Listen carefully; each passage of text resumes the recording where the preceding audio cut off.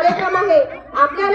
आपल्याला हा लाभून दिला आहे. हळदी कुंकू म्हणजे काय, म्हणजे आपलं हे सुवासिनीचं लेणं आहे आणि आपल्याला ज्या सुवासिनी आहेत त्यांना हे महत्व कळलं पाहिजे की हळदी कुंकू हा मेन मुख्य म्हणजे काय आहे, हळदी कुंकू म्हणजे काय आहे.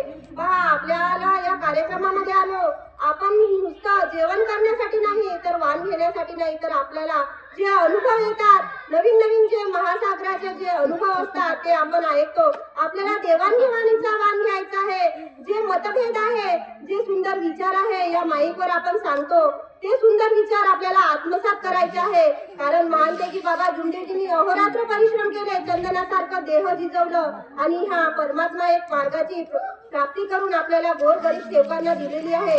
आपण या मार्गामध्ये आलो. पहा, हा तीळ संक्रांतीचा म्हणजे हळदी कुंकवाचा सण आहे आणि हा प्रत्येक गावामध्ये आपल्या या मानव धर्माच्या सर्व सेवकीनी प्रत्येक गावामध्ये साजरा करतात. आणि साजरा करण्याचं कारण म्हणजे मातोश्री वाराणसी आईने आपले आयुष्य मानते की बाबा जुंदेजीने दिलं आणि त्या सौभाग्यवती होऊन गेल्या. म्हणून आपण या मानव धर्मामध्ये हळदी कुंकवाचा सण साजरा करतो. पण पहा, या हळदी कुंकवाच्या कार्यक्रमाला आपल्याला सर्व अरेंजमेंट सर्व सेवकिनीलाच करायचा असतो, कारण की हा कार्यक्रम नुसत्या सुवासिनीचा असतो. म्हणून आपण हा सर्व अरेंजमेंट केला आहे आणि आपल्याला या माईकवर बोलायचं होतं आज. कारण की सांगते तुम्हाला, हा माईक आपला कुणाला भेटला तर सुटत नाही. आपल्याला तर हा एक दिवस आपल्याला हा माईक मिळाला आहे, तर आपल्याला एवढा अनुभव आहे या मार्गामध्ये, कितीही सांगेल तरी संपणार नाही. एवढा अनुभव या मार्गामध्ये आपल्याला आहे. पण आपण सेवकीन दोन शब्द सुद्धा बोलू शकत नाही. किती आश्चर्याची गोष्ट आहे. कारण सांगत आहे, पहा, अनेकामध्ये असताना आपल्याला किती दुःख सहन करावे लागले. कारण की जेव्हा पती वेशनी असतो, ज्या कुटुंबामध्ये पती वेशनी असतो त्या पत्नीला विचारा की आयुष्य हे काय असते, प्रपंच हा काय असते. त्यावेळेस स्थिती आपली कशी होती. चटणीला भाकरीला पीठ नव्हतं, चटणीला मीठ नव्हतं, अशी परिस्थिती आपली अनेकामध्ये होतो त्यावेळेस. कारण की दुःख अतोनात किती कमवायचं तरी समाधान मिळायचं नाही अनेकामध्ये असताना. आणि आपल्या या परमात्मा एक मार्गामध्ये आलो, सुखी समाधानी झालो. जेवढं सांगेल तेवढं या मार्गाविषयी खूपच कमी आहे. म्हणून आपण आपल्या कुटुंबाविषयी सांगा. कारण की आईने या मार्गामध्ये, या मानव धर्म मार्गामध्ये किती मोलाची कामगिरी बजावलेली आहे आणि किती मोलाचे कार्य केले आहे. तिथे जर सांगतो म्हटलं आईचं तर कमी पडून जाईल दिवस. एवढं योगदान आईने दिले आहे. कारण या भारतामध्ये कितीतरी स्त्रिया होऊन गेल्या आहे. राजनीतीमध्ये म्हणा किंवा त्यांनी मोलाची कामगिरी केली आहे. राष्ट्रपती होऊन गेल्या आजच्या स्त्रिया. आणि पहा, अगोदरच्या काळामध्ये सावित्रीबाई फुले होत्या. त्यांनी शिक्षणाला पुढे केलं आणि आपल्याला घडवलं. पण त्यापेक्षा काही माझी वाराणसी आई काही कमी नाही. जर अगोदरच्या स्त्रियांना ज्या देशासाठी बलिदान केलं त्यांनी आणि त्यांचे जर पती मंत्री संत्री जे काही असतील तर त्यांचे जर म्हणजे आयुष्य जर कमी असलं तर त्यांना जर म्हटलं की तू आपलं आयुष्य दे आपल्या पतिदेवाला, तर कोणतीही स्त्री अशी देऊ शकत नाही आणि आपण सुद्धा देऊ शकत नाही. पण माझ्या माय माऊलींनी, माझ्या वाराणसी आईंनी आपले आयुष्य मानदेवी बाबा जुंदेजीला दिलं. कारण सांगते की आईला आपला विचार होता. कारण की आई हे दयाळू होती, खूप मायाळू होती. आणि आपला विचार होता की बाबा गेल्यानंतर सेवकांचं काय होणार, कसे करतील, हे कार्य कसे करतील. कारण की आईला माहित होतं की बाबा होते त्यावेळेसच सेवक असे वागायला लागायचे, तर बाबा गेल्यानंतर कसे वागतील. म्हणून आईने विचार केला की माझे आयुष्य जे उर्वरित आहे, भगवंता जेवढे काही आयुष्य माझे आहे तुम्ही मला दिलेले आहे, ते आयुष्य मी आपल्या पतिदेवाला देतो. तर त्या माय माऊलींनी आपले आयुष्य त्या पतिदेवाला दिले. किती धन्य आहे माझी आई. दया देते आपल्या लेकराला, मया घेते आपल्या सेवकांची. किती धन्य ती माझी आई आहे. खरंच आईविषयी जर सांगतो म्हटलं तर खूप कमी आहे.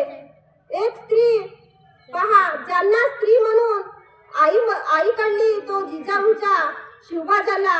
ज्यांना स्त्री म्हणून बहीण काढली तो मुक्ताईचा ज्ञानदेव झाला. ज्यांना स्त्री मैत्रीण म्हणून काढली तो राधेचा श्याम झाला आणि ज्याला स्त्री पत्नी म्हणून कळली तो सीतेचा राम झाला. खरंच खूप मोलाचे कार्य आहे. आई म्हणजे काय असते पहा. एका नातवांनी, छोट्याशा नातवांनी आजीला प्रश्न केला की आजी, आई म्हणजे काय असते ग? आई म्हणजे काय असते? तर प्रश्न आजीला केला तर आजी म्हणते, आई म्हणजे एक स्त्री असते बेटा. पहा, आई म्हणजे एक स्त्री असते. आई हे दुधावरची साय असते, लंगड्याचा पाय असते, तुडवली तर नागिन असते आणि दिवसली तर वाघीण असते. स्त्री म्हणजे आई असते बेटा. पहा, सुंदर असं त्यांनी त्या आजीबाईंनी नातवाला समजून सांगितले. खरंच आहे, आईसारखी माया पुरवणारी ह्या जगामध्ये मिळणार नाही. कारण ज्या वेळेस महानतेकी बाबा जुंदेजी प्रत्येक गावोगावी दौरे करायचे, आई त्यांना साथ द्यायची. प्रत्येक दौऱ्यामध्ये आई जायची आणि आपल्या सेवकीनताईला समजून सांगायचं की ह्या परमात्मा एक मार्गामध्ये ह्या प्रकारे वागायचं, पतिदेवाशी कसं वागायचं, काय वागायचं. प्रत्येक सेवकीनीला आई समजूत घालायची आणि समजूत घालत असताना मार्गदर्शन सुद्धा करायची. आणि ज्या वेळेस एखाद्या सेवकापासून चूक व्हायची तर बाबा तर रागवायचे, पण आई मागून म्हणायची की माफी मागून घे बेटा, बाबा माफ करतील. एकदा चुकी झाली तर झाली, पण क्षमा माग असं आई समजून सांगायची. पहा, किती सुंदर असा मार्ग आहे भगवंताने आपल्याला दिला आहे. सर्व काही देते भगवंत. आपल्याला मागण्याची सद्बुद्धी पाहिजे. आपल्याला जे काही मागितलं ते भगवान देते, पण कशा कारणाने? जर आपले कर्म जर चांगले असतील तर आपल्याला देणारा सुद्धा भगवान आहे.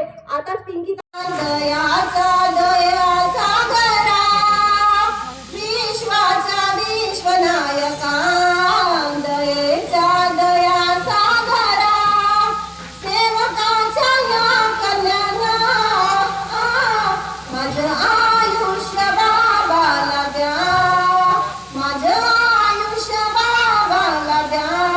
कारण वाराणसीयांनी मनामध्ये भगवंताला सांगितले की हे भगवान बाबा हनुमानजी, गरज माझी नाही, कारण की ह्या दुखी कष्टी सेवकांना मार्गदर्शनाची गरज आहे.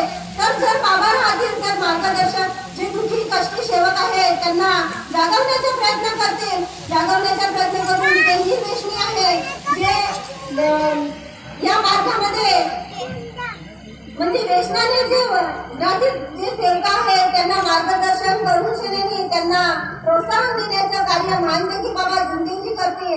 म्हणून वाराणसी आईने योग ठेवला की भगवंता माझी गरज नाही, गरज या महानतेकी बाबा जुंदेजीची आहे. म्हणून आई पुन्हा म्हणाली की गरज माझी नाही, गरज तुमची आहे, चिंता माझी नाही, हो चिंता त्यांची आहे. तिचे शब्द होटावरी, बाबाच्या नियमावरी, जाणून या भावना, विश्वाचा विश्वनायका, दयेचा दया सागरा. म्हणून वाराणसी आईचा खूप मोठा मोलाचा हिस्सा आपल्याला जेव्हा महानतेकी बाबा जुंदेजींनी तिने आयुष्य दिले तेव्हाच आपल्याला या मार्गामध्ये हळदी कुंकाचा कार्यक्रम म्हणा किंवा कोणताही कार्यक्रम आपण या हवन कार्यामध्ये आईचं स्वागत करतो. जर आईनं जर बाबाला आयुष्य दिलं नसतं तर आज आपण आईच्या फोटोला सुद्धा हळदी कुंकू लावण्याचं भाग्य आपल्याला मिळालं नसतं. म्हणून आई वाराणसी आईने सुद्धा खूप मोलाचे कार्य या मानव धर्मामध्ये, या परमात्मा एक मार्गामध्ये केलं. त्यांच्यासारखं आपण करू शकत नाही, पण करण्याचा प्रयत्न नक्की करू. कारण की पती पत्नी हे दोन रथाचे चाक आहेत. आताच त्या प्रियाताईने सांगितलं की हजारो फूल चाहिए एक माला बनाने के लिए, हजारों फूल चाहिए एक माला बनाने के लिए, हजारों दीपक चाहिए एक थाली सजाने के लिए, और एक स्त्री चाहिए घर को स्वर्ग बनाने के लिए. बरोबर आहे, एक स्त्री हे घराला नरक सुद्धा बनू शकते आणि अशी एक स्त्री असेल ते घराला स्वर्ग सुद्धा बनू शकते. म्हणून आपल्याला या महानतेकी बाबा जुंदेजीच्या नियमाप्रमाणे चालायचे आहे. जर नियमाप्रमाणे 3 शब्द 5 नियमाप्रमाणे जर चाललं तर आपल्या कुटुंबामध्ये लहानापासून मोठ्यापर्यंत जे